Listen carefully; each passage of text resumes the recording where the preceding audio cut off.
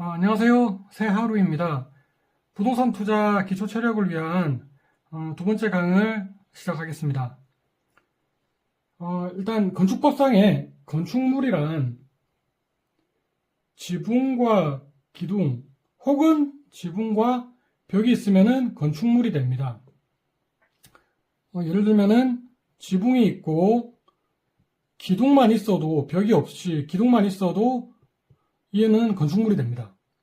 근데 건축물을 왜 따지냐? 따지는 이유가 무엇인가?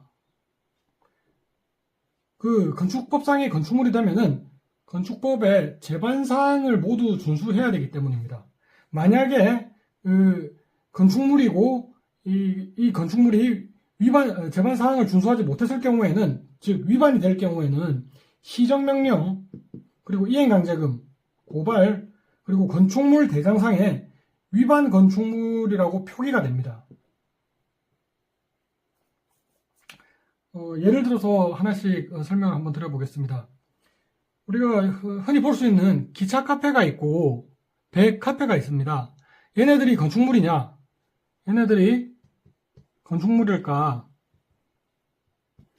네, 건축물이 맞습니다. 얘도 건축물이 맞고 얘도 건축물이 맞습니다. 왜냐면은 토지에 정착을 하지 않았다고 할지라도 폐기차나 폐선박을 활용해서 카페나 호텔 객실 등으로 사용한다면 사실상 기차나 배가 움직일 필요성이 없기 때문에 토지에 정착한다고 보고 건축법을 적용을 해야 된다라는 이제 질의 회신이 있습니다. 물론 자유로이 이동이 가능한 선상주택이나 차량을 이용한 이동주택은 건축법상의 건축물이 아니겠죠. 그러니까 토지에 정착한다고 하면 실질적인 임의적인 이동이 불가능하다라고 이해를 하시면 될 것 같습니다. 그런 의미에서 컨테이너 하우스가 요즘 유행하고 있는데요.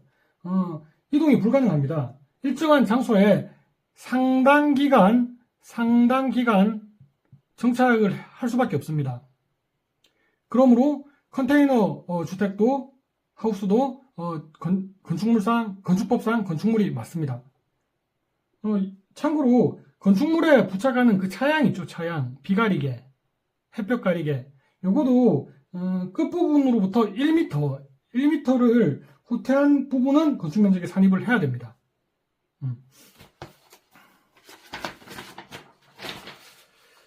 그리고 비슷한 경우죠. 노점 형태로 과일 가게 운영을 위해서 기둥에 접이식 구조 천막 설치 또한 건축물의 정의에 따른 기둥과 지붕이 있으므로 건축물이 됩니다. 건축물을 따지는 게 이제 중요한 이유는 앞전에 말씀드렸던 것처럼 건축물로 인정이 되면은 건축법상의 제반사항을 다 준수를 해야 됩니다. 예를 들면은 이런 다세대 주택에 5층짜리 다세대 주택에 최상층에 기둥을 세우고 샌드위치 판넬로 막은 이런 기둥과 지붕이 있는 건물도 건축물에 해당돼서 무단 증축에 해당을 합니다.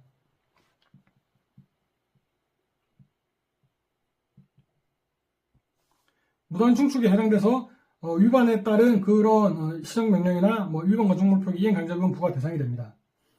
미리 허가를 받으려고 해도 이 부분을 허가를 받으려고 해도 쉽지가 않을 겁니다. 왜냐면은 대부분 건축을 하시는 분들이 법에서 정하는 바에 최대치로 지었을 확률이 높습니다. 그러니까 5층짜리까지 가능한 건축물에 1층을 지을 이유는 없거든요. 또 추가로 증축하는 이 부분이 건폐율이나 용적률이나 도로사선, 일조권 등 여러 건축법에 위배가 되어서 추후에 허가도 또 쉽지가 않습니다. 조금 전에 말씀드렸던 다른 건폐율, 용적률 이런 부분들은 제가 추후에 찬찬히 해당 챕터에서 설명을 다 드릴 겁니다. 그리고 앞서 말씀드린 것처럼 이제 위반 건축물로 건축물 대장상에 표기가 되면은 추가적인 건축 행위가 불가능합니다.